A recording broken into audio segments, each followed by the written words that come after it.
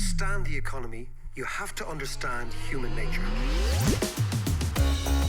This podcast is powered by Acast. How are you doing there? It is time for the podcast. And the podcast today is all about Canada.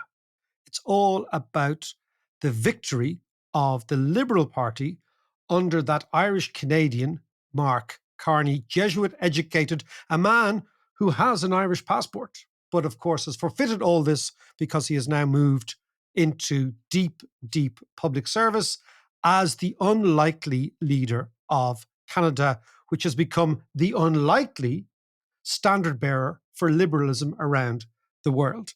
And John, you probably know that one of the reasons I'm interested in Canada, and have always been interested in Canada, and maybe the reason I went there years ago to work as a student, was that in the late 1950s, when my parents just got married, they had got visas to emigrate to Canada. And my mum actually had a job. My mum actually had secured a job. Teaching? Yeah, in Montreal. Wow. And it's a really nice story. They'd bought the tickets to go from Cove, which is, you think about it, they would have sailed at the time. Sailing? Jeez. Yeah. Amazing. From Cove to, I presume, down the Lawrence River to Montreal. And interestingly, they just got the heebie-jeebies about a week before, and they kind of didn't really want to leave. And I think they'd probably heard from many people that, even back then, if you leave, you don't come back. And they didn't. So, but the irony is, had they left and had they taken up the visa, and they were absolutely intent on going, I would have ended up living in Montreal. I would have ended up being a French Canadian. Could you imagine that? A French-speaking Canadian. Bizarre. So I've always had this sort of interest in that part of the world, maybe as a result of this. Yeah. But this week, the Canadians have shot into pole position as, I would say, a liberal playbook of how to play Donald Trump. Now, what the great thing is that we all knew that Donald Trump was very good at winning elections. We just didn't know he could win elections outside the US. He could actually win elections in a foreign country, which is quite an achievement, because last Monday, Donald Trump won the Canadian election for Mark Carney. There's no other way of looking at it, right? Donald Trump won it for Carney, right? Think about it. In January, Carney was an out-of-work, itinerant central banker for hire, right? Who was kind of intellectually and certainly temperamentally very much out of step with the new MAGA world of kind of ethno-national politics and populists, right? Today, he's almost the liberal world's Stalin. And by that, I mean Stalin took the name Stalin because it meant the man of steel, right? The hard guy who could do a job. And that's the impression that Carney gives, that he's going to square up to Trump, the very man who enabled Carney to become a politician, and he's going to face him down, right? Because Carney, of course, what he did was he turned the Canadian election into a referendum on Donald Trump.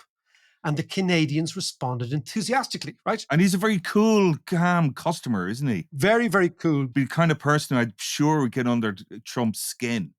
Orange skin. Exactly. Get on his skin. But just before Trump started dissing the Canadians, the Liberal Party were at 16% in the polls. 16%. Yeah. They won 43%. Okay? Now think about that. That's an extraordinary shift. And it's all down to, number one, Trump. But number two, Carney's reaction to him, the way he played him like a violin. Now, if you actually think about it, right? Carney is a complete cosmopolitan. He has an Irish passport, an English wife. He was kind of a walking, talking Davos man. He was always very much the globalist guy, central banker, very happy with the elite, very happy with people who were at the very, very top of society, very anti-nationalist. But then, once he realized that Trump had awakened something within the Canadian psyche, he wrapped himself in the maple leaf and he kind of rode the nationalist wave. He started talking about ice hockey and, elbows up and all those Canadian expressions, right? And the amazing thing is, by deploying very resolute words against Trump and language, he kind of sold the Canadians, the ordinary Canadians, a kind of a firm but fair vision of themselves, right? Like, don't screw with us, but if you do, we'll fight back. And Canadians bought it. Well, it's exactly what Jeffrey Goldberg said on this podcast a few weeks ago, when he said that the one thing that Trump succeeded in doing, where nobody else could achieve was creating a virulent Canadian nationalism that never existed before. Exactly. Exactly. And what is interesting, John, and the reason I think it's very important, it's not just about Canada, this is about the world, is for liberals. And I would always say this podcast is not a neoliberal podcast by any class. It's a paleo-liberal podcast, which is old-fashioned liberal. It's like it predates all this. It's based on the idea of free speech, of decency, of looking after people, of trying to create decent healthcare, decent education. And how do you create the economy that throws off the money to achieve all that? Typically, you do that through free trade, free movement of capital, and to a degree, free movement of people and talent. And that's what I think this... And just being a decent skin. If there's an ideology behind this podcast, it's that, right? Now, the interesting thing is the Canadians have also introduced a variant strain of that, which is it's all right to be nationalistic, because Canadian nationalism is now acceptable nationalism because, as you said, it's kind of seen as decent nationalism. It's kind of middle of the road, rule of the law, as I would say, Molson Light nationalism, okay? Which is the beer the Canadians drink, okay? But also what Carney has suggested, and this is very interesting for Europeans now, is that if you stand up to Trump, your people will stand behind you. And that's interesting because Trump is toxic.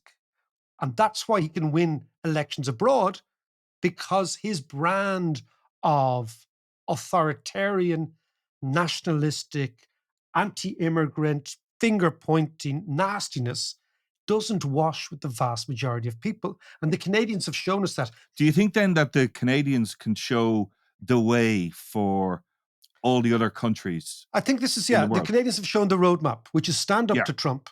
Don't kowtow to him, stand up to him, and your people will stand behind you, because the vast majority of people know that that brand of America first is toxic and is unpleasant and lacks decency. And decency, at the end of the day, really informs people's politics. It informs your friend group, and therefore it informs your politics. So I think it's interesting. And also for conservatives around the world, what this has said to them is, get close to Trump at your peril. Do not get close to Trump, because he is an election killer if you are in a non-American country. So I think it's been fascinating. But just one thing, John, before we go to Canada to talk to Evan Solomon, the newly elected MP for Toronto Centre, is the Canadians now have had a flag-waving campaign. They now have to, the old saying goes, you can campaign in poetry, but you govern in prose. So that means you basically get rid of the floweriness and you get down to business. And the business end is Canada and America, when you think of them, really are two nations that share one economy. I'll give you some figures, right? 76% of exports, representing about 1/5 of their whole GDP from Canada, flows southwards to America, right? Yeah. Canadians imported about 36% of all their inputs from the United States, and they re-export about 75% of those inputs to the United States. About 1 in 6 jobs in Canada are linked to exports, and therefore they are very exposed to tariffs. For example, the Bank of Canada has done studies that says Canadian incomes are between 15 and 40%, depending on where you live, higher when you have free trade with America, right? So the question is now, what do the Canadians do? Maybe they do what everybody else is doing, which is realizing that Trump always throws in the towel.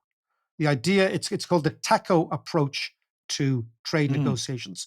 Trump always caves in. And maybe the Canadian strategy will be just hold tight, be firm, and allow the internal madness of the Trump regime to undermine itself. It actually, the whole Trump thing and America's approach, Trump's approach to world trade and putting up barriers and stuff, reminds me a little bit of the whole Brexit deal. As you were saying It's there very about, similar. Very similar. yeah, and as you're saying there, 76% of Canadian trade is done with America.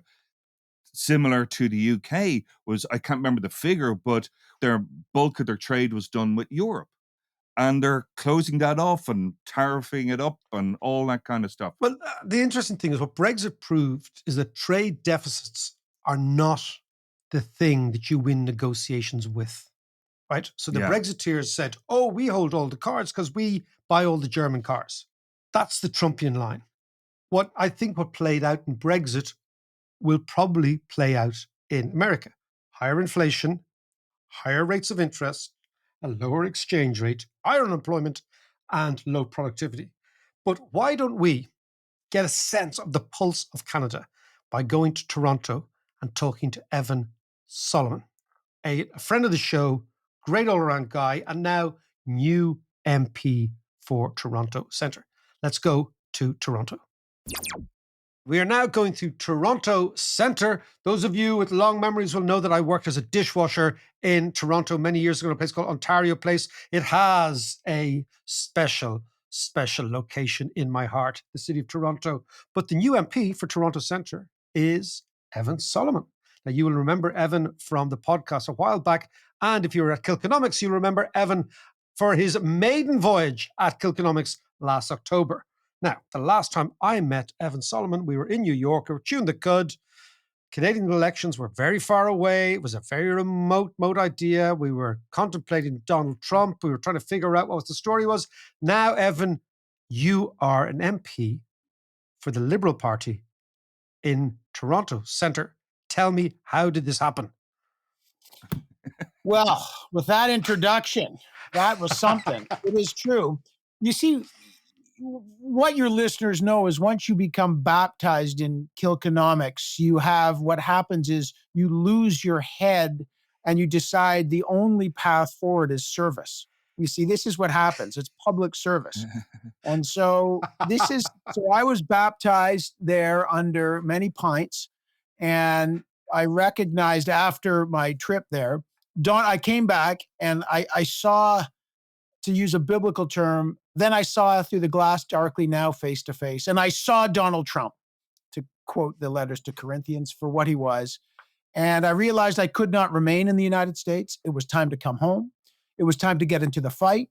It was time to get into the fight because our new Prime Minister, Mark Carney, was the right man in the right fight at the right time, as someone that I've known for a long time and trust.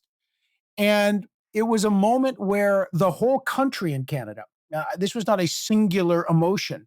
We have had a surge of nationalism and public service, that our democracy is worth defending.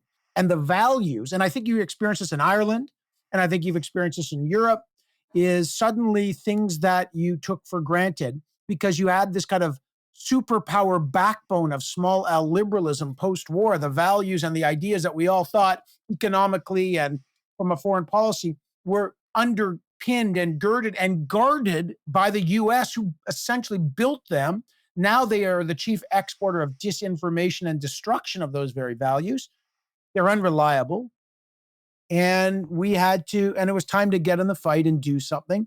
And so I threw my hat in the ring. I packed my bags and left my job at Eurasia Group. And I ran in a long time, wonderful riding in downtown Toronto called Toronto Centre. And now I am the MP elect. I'm delighted to say, I'm honored and humbled to now be the MP elect for Toronto Centre and join the Carney government. And you are catching me about 72 hours after the election. So I'm still trying to figure it all out. Okay, well, now listen, I want to ask you, before we talk about Canadian identity, which has clearly changed dramatically over the last 8 weeks, let's say, can I ask you just about the campaign itself, the doorsteps? What were the average Canadian, the average resident of Toronto Centre, which I know is a very mixed area, what were they saying to you? What were the issues, to the extent, no, I don't want the minutiae, but to the extent that what were animating Canadian voters? Three things animated Canadian voters on the top line: Trump, Trump, Trump.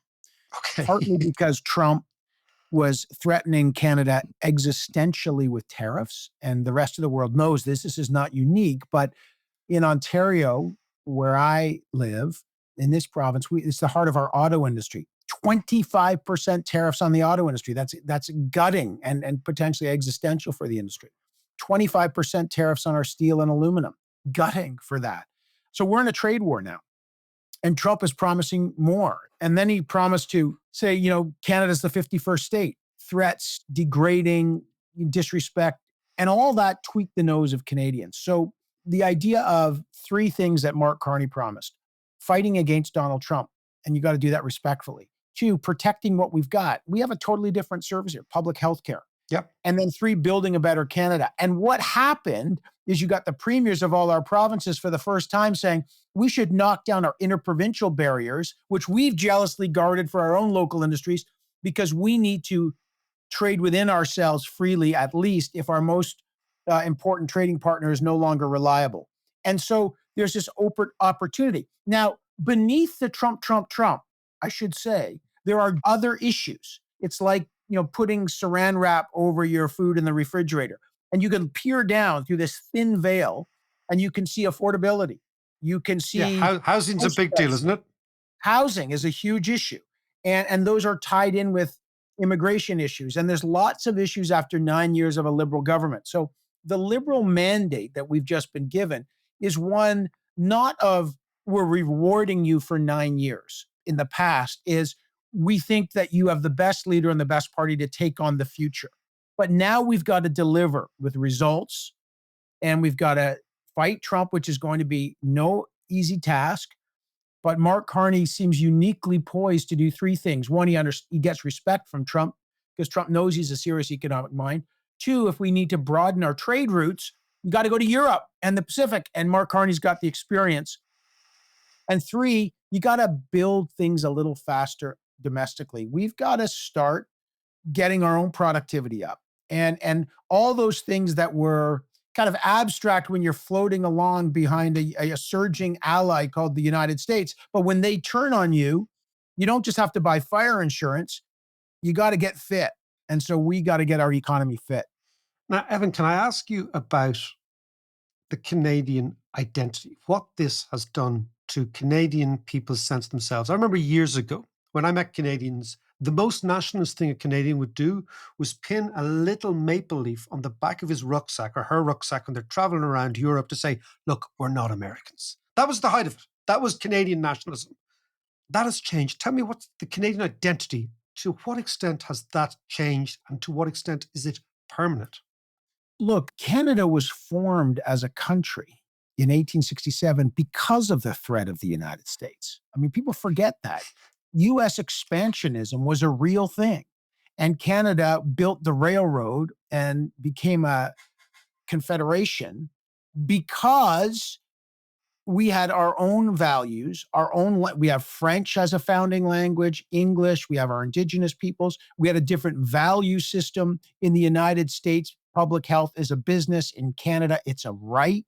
I mean, these are foundational distinctions. And then the other thing is you become a culture. And you and I have talked about this, I think, David.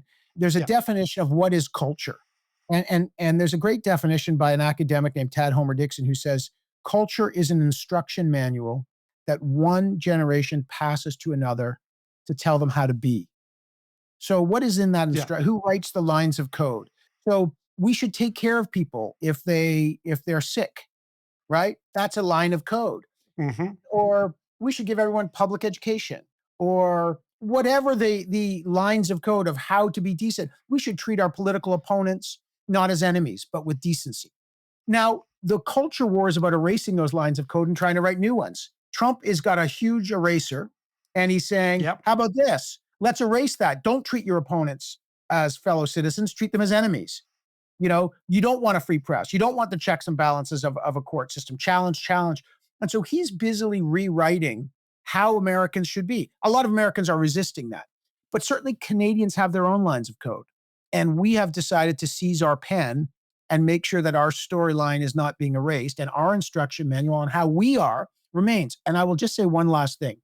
During the great free trade debate, and you're an economist, And what's remarkable is for 50 years or more, conservative Republican thinkers have been winning the argument about globalization and open trade against tariffs. And now you've got the leading Republican Party suddenly talking like they're the farthest left party, that tariffs work, as if, they forgot to study what happened in the Great Depression. And I mean, it's a remarkable kind of reversal where you've got left-wing people saying we need more free trade, and quote unquote, I know. Well, it's the same in Ireland. It's exactly the same in Ireland. So the people jumping up and down, not the people who are saying, hold on, we need much more trade, are the very members of particularly left-wing parties who said, no, trade will only reward globalists, and globalists are all wrong, and they're driven by a corporatist agenda. Do you think, actually, it's a good question, had it not been Donald Trump who was articulating the anti-free trade idea, and had it been, let's say, Bernie Sanders, that the world would have been quite different and the left would have regarded this as a different fight? Just two things real quick on that, because I think you're making a really, because there's something here to this shift, by the way, and it merits an examination on the progressive side as well. But globalization, the fear of globalization 30 years ago and 40 years ago and 20 years ago was we'd all be absorbed in this US monoculture, right? Of big brands. And to a certain extent, that globalization happened.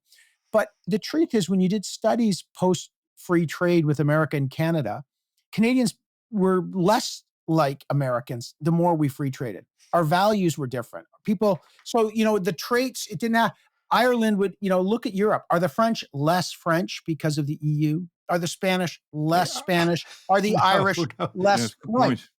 I can tell you, I'm in Italy now, and you think, are the Italians less Italian? They are not. On the contrary, they're actually actively more Italian. And their politics is actively more nationalist. And it's actively more embedded in Italian culture. Absolutely.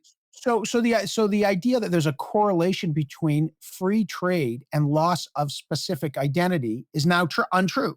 We know you can maintain an identity, a language, and a culture in globalization. Now, on the flip side, what Trump probably got right was that globalization wiped out manufacturing jobs and a lot of industries, and working class men, people who make stuff, who used to be on the far left, union people, and certainly this happened in Canada and around Europe, where the left sort of abandoned union people, working class people who make stuff with their hand. If you make shit, you are now voting conservative in a private sector union and Republican. If you are a public sector worker, right? If you administer shit, you are now on the left. And so, the loss of the private sector unions, a lot of men, not exclusively, but this is what the polls say, that make stuff, Trump won that. And in Canada, you saw the collapse of the NDP in this election, which is our far left party. And a lot of those people went conservative because the conservatives were running on boots, not suits. We're going to be we're going to be the people that make stuff and not have, the working person. And that's a reaction that that globalization failed a lot of these folks. And the left hadn't absorbed that. So Carney's job, and I think what he's done really well, he learned it through Brexit, is recognizing that globalization did fail a lot of people and did gut the industrial base of Western countries. And we need to get that back through, but not trying to go back to 1972 like Donald Trump, not by putting up walls and saying, let's just have all tariffs. We know the inflationary that causes inflation and price, but by fair trade, global fair trade, and higher productivity and innovation. And that's got to be the stage that Europe and Canada have to lean into, as opposed to just tariffs. Yep, John. Evan, can I ask you a question? You were saying that the Liberal Party have been in power for the last 9 years. Yeah. And the Conservatives in Canada were on course to, wipe the floor with the Liberal Party prior to Trump coming in and, claiming the 51st state and all the rest. Now that you have won a kind of a landslide, it's a tall order for the Liberal Party to change and turn into a party of action. Like, how will it manage that? I mean, is the new blood like yourself key to this, or how will it achieve this? Well, let me just. I like the hyperbole by calling this a landslide. We still are in a minority government. It's a Right. strong minority, and that's important because we got to listen to that. That Yeah. that that means that Canadians have told this government, we're not giving you a landslide. We're giving you a strong, minority position, which means we want things done. We want to make sure that you deliver results and that there's a new context. And we think that you are the best leader and party to do so. But the leash is short, right? Mm. And I've always said, and it's true, governments go deaf over time, right? Yeah. Yes. And it's important that when you have a change of leadership, and we've had that, and the option of renewal for a fourth term, which is rare, that you recognize that you've got to get your hearing back and listen to what people want. And you've got to have fewer lectures and more results. You've got to recognize that the moment that you're in is a transformational one, not an incremental one. That this isn't a time where you're painting your house. This is a time where you have to totally renovate it because the climate around you has changed. And so the mandate here is a big one, but for the Liberal Party and for us to be successful, and for Mr. Carney, he recognizes that we have to show that this is different. And the only way to do that is through results. Yeah. And I think, this is the antidote to cynicism and disinformation, and is effective governance. And I don't think this is unique to Canada. I think it's in Ireland. I think it's everywhere. People are tired of Politicians? of I don't think they're tired of politicians, because I don't think that they're cynical, because I think Trump's reminded them that democracy and good leadership matters. Yeah. And But it's and the fact that that you're there's a new difference. blood and Carney's coming from a non-political background. I wonder, is that going to make a much of a Well, I difference? think so. I hope so. I think but I do think, again, I'm going to just push back against like a cynical take. I think one of the messages from Trump is not that, oh, all politicians are trash, we don't like them. It's, wow, the choice of your politician makes a consequential difference. Yeah. And you can, choosing Trump is a lot different than choosing, let's say, Biden was. And leadership matters and campaign matters. And so, I think Mr. Carney, Mark Carney, and you know him, is somebody that knows he's an outsider in many ways, but knows enough about the quote inside of how the global economy works that, I just feel, in a sense, the car has seized up. It wasn't like it was a terrible car, but you need a mechanic. And Mm. suddenly, the world's best mechanic shows up. And it's like, oh, I'll definitely get this guy to fix the engine because he's the best mechanic we've ever seen. And that's kind of what's happened. Do you know, Evan, before you go, I want to just quote you. You might think we do no research for these podcasts, but I have just finished a book by Desmond Morton called A Short History of Canada. Oh. And I've been reading it speed reading it for the last few days, right? I just want to talk to you about what a Canadian looks like these days and the cultural issues, and because that's part of the background noise, etc. And this is talking about 1867, you have your Dominion Day, the Confederation is announced, and Canada becomes the beginning of the Canadian state. But it's talking about who was living there then, right? And it's talking about the very first census. So there was obviously, in the first Dominion, the census, only 8% of Canadians were neither French nor British in origin. 200,000 Germans were the largest exception. Census takers found there were only 145 Jews, 11 Hindus, and 3 Chinese people in the whole of Canada. The Irish, the largest of the British groups, brought with them the divisive hatreds of green and orange, and that played out in frequent midsummer riots in Montreal, St. John, and Toronto, or wherever the fires of prejudice could be lit. Immigrant Scots, better educated in village schools, were taught trade, and they prospered mightily in a land where learning and skills were scarce. So that paints a picture of a country that up until the Second World War was very much like kind of Britain in America. Give me a sense of what Canada looks like today.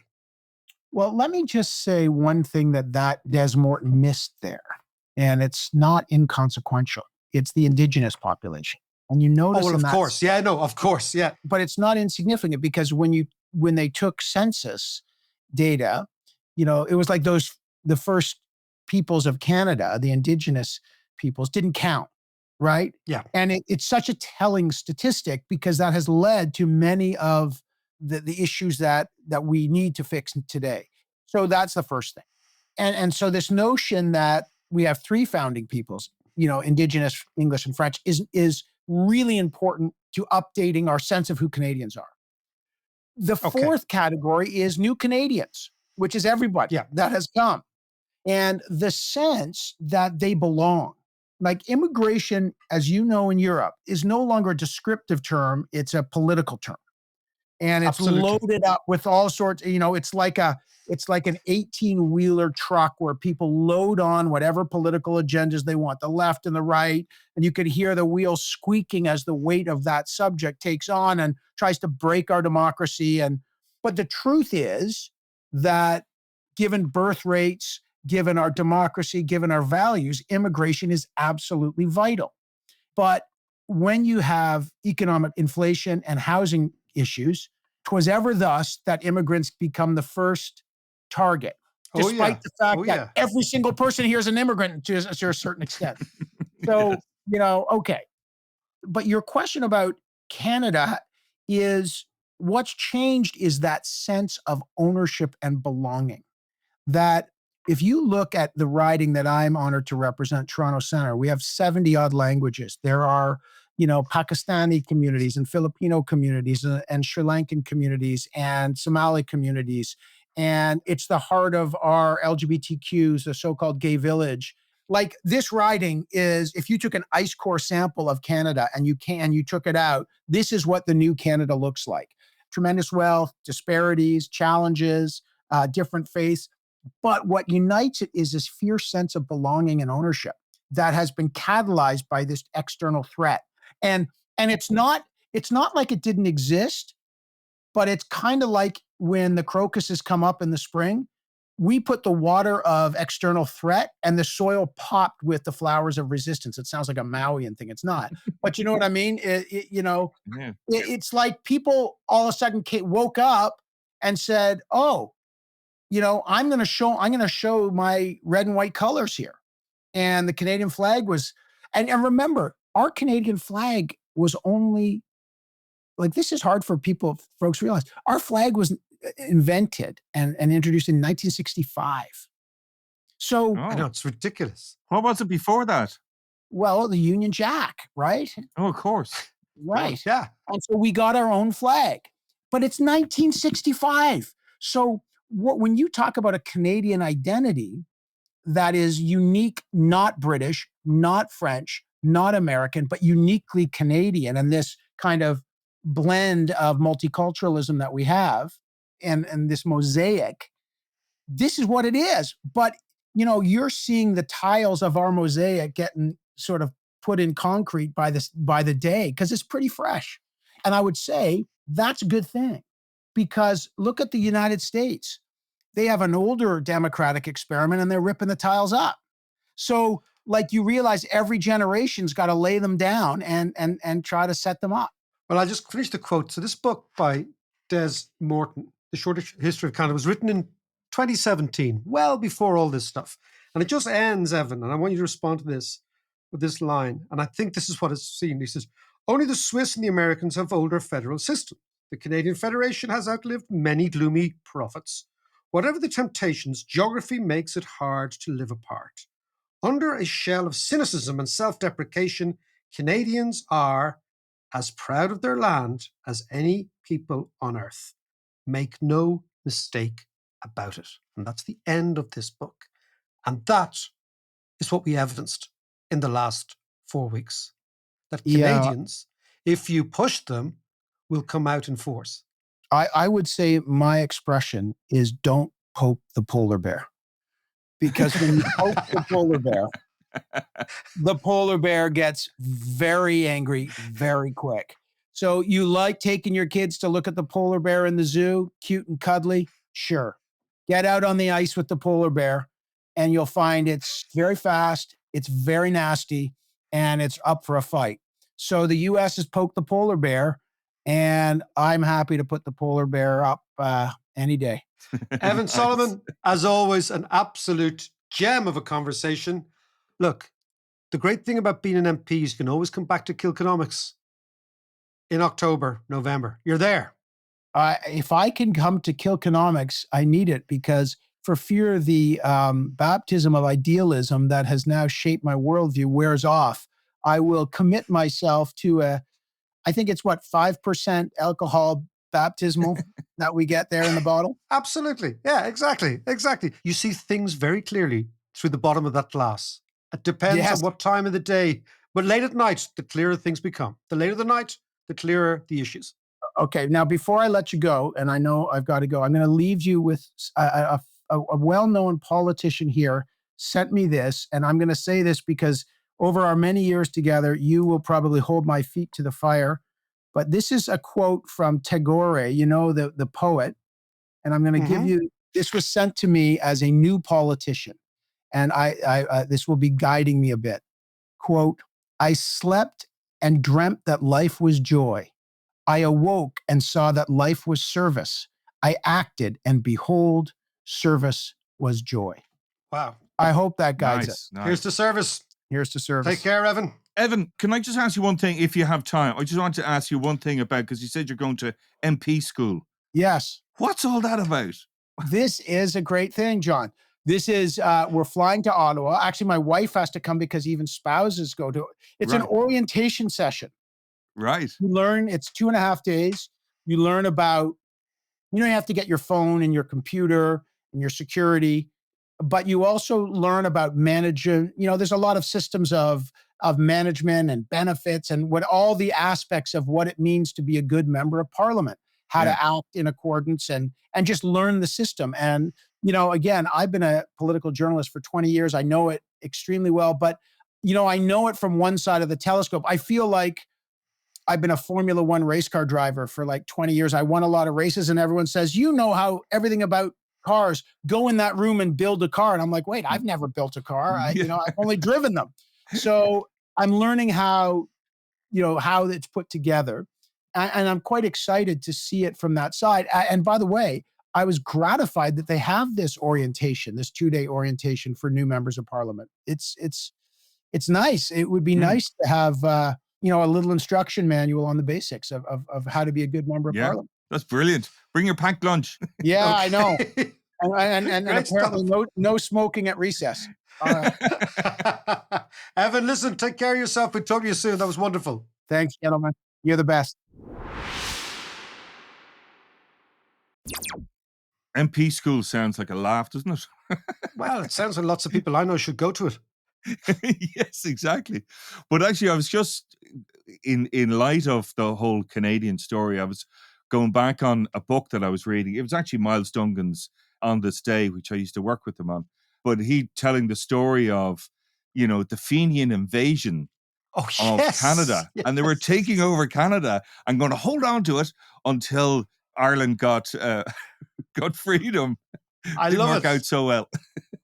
I love it. Well, it's actually interesting because, John, Canada was set up on the 1st of July, 1867, which was just after the American War of Independence. And I think Evan did name check that or fact Yes, checked he it and did. said, look, Canadians were worried about being taken over by America. And that makes sense because if you can imagine the Union Army, the Americans had just slaughtered themselves in the Civil War.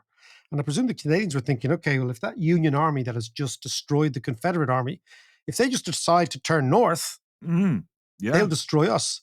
And of course, that I presume was half the Fenian thinking, was that we could inculcate or in some way Yeah. conscript the Union Army into our scrap against the British. But it is interesting when you think of Irish Canadians, right? Irish Canadians, 100,000 Irish immigrants arrived in Canada in a 20-year period between 1830 and 1851. And they were the people that the Fenians were trying to also animate into an insurrection against what they would call British Canada. So the Irish were the second largest ethnic group in Canada. Did they have an easier time than the Irish who arrived in New York? Now, that's an interesting question, because of all the Irish who arrived in Canada, by 1931, over a quarter of all Canadians were Irish Canadians, 1/3 were Catholic, 2/3 were Protestant. Right. So Canada, and particularly Ontario, was an extremely Ulsterized neck of the woods. And I know this because part of Sean's family from Antrim have loads of cousins and second cousins and third cousins in Ontario, and none in America. Interesting you say that. The Irish in America became urban very quickly. The Irish in Canada didn't become as urban as their American cousins, and actually went back to farming in many cases in Western Ontario. And they pushed even more westwards into the Manitobas, the Saskatchewans of this world, the Albertas of this world. So they were quite different. But even today, 14% of all Canadians are Irish Canadians, which is kind of a huge chunk. It's a huge chunk. And again, Mark Carney is a prime example, a prime example. So interestingly, Western Canada is a completely different economy to Eastern Canada. So Eastern Canada is like social democratic, it's European, etc. That's Toronto, Montreal, and what they call the maritime provinces. Whereas Western Canada, Alberta, Saskatchewan, Manitoba, all those places are kind of like cowboy Canada. They're commodity driven, they're oilers, they're kind of the conservatives, they like Trump, etc. So not only is Canada ethnically now a very diverse country, but regionally and geographically, it's a very diverse country. And that's the country that Mark Carney now has to unite. But the evidence in the last couple of weeks, John, is nothing unites a country better than a common enemy. And for Canadians, that man is Donald Trump, who this week proved beyond all shadow of a doubt, John, that he can win elections anywhere in the world. Come on. There you go. Talk to you later.